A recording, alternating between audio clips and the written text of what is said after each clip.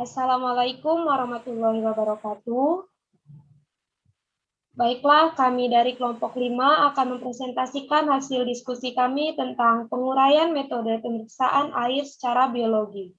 Dengan anggota kelompok Novian Arbita Tionanda, Gita Rindasari, Dita Santiana, Aryesi Pariani. Dengan dosen pengampu Ibu Fades BR Gultom, SPD MSc. Dengan mata kuliah instalasi dan pengolahan air. Baiklah, untuk mempersingkat waktu, langsung saja kita memasuki bacaan materi kepada Tio, kami persilakan.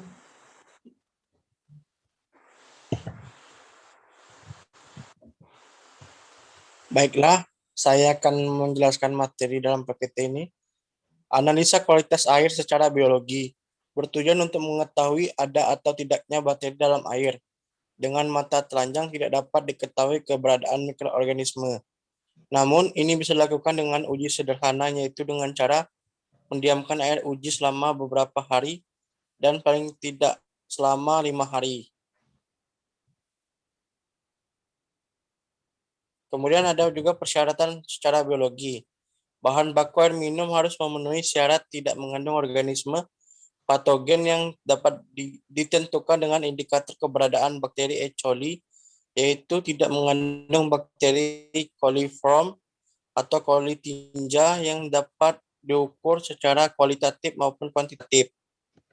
Baiklah, terima kasih pada Saudara Tio. Selanjutnya akan dibacakan oleh Saudari Dita. Pada Dita, kami persilakan.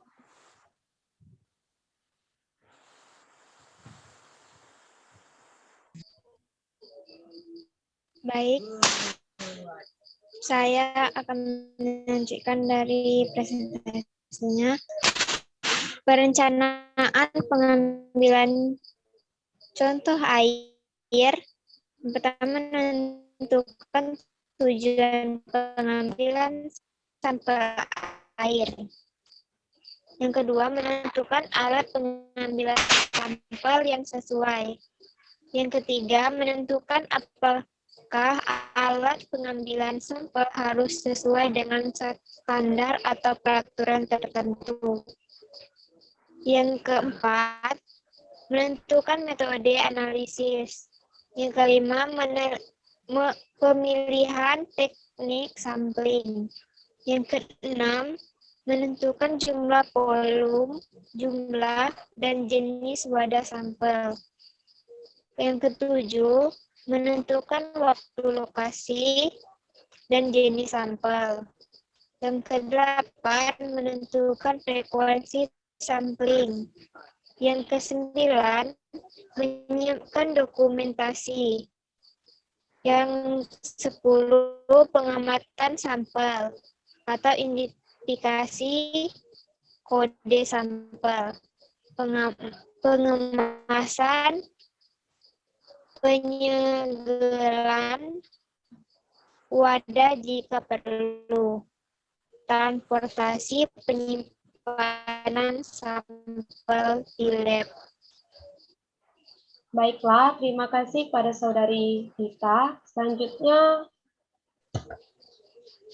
saya sendiri. Next. Baiklah, langsung saja.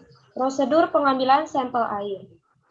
Yang pertama, menyiapkan wadah sampel, membilas wadah sampel dengan air suling, Next, yes. alat pengambilan sampel sesuai keadaan sumber air, membilas alat pengambil sampel, mengambil sampel sesuai titik sampling dan memasukkannya ke wadah sampel sesuai peruntukan analis, mencatat kondisi lapangan, membuat peta lokasi.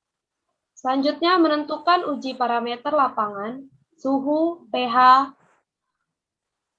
DO, kekeruhan, DHL, TDS yang dapat berubah dengan cepat dan tidak dapat diawetkan.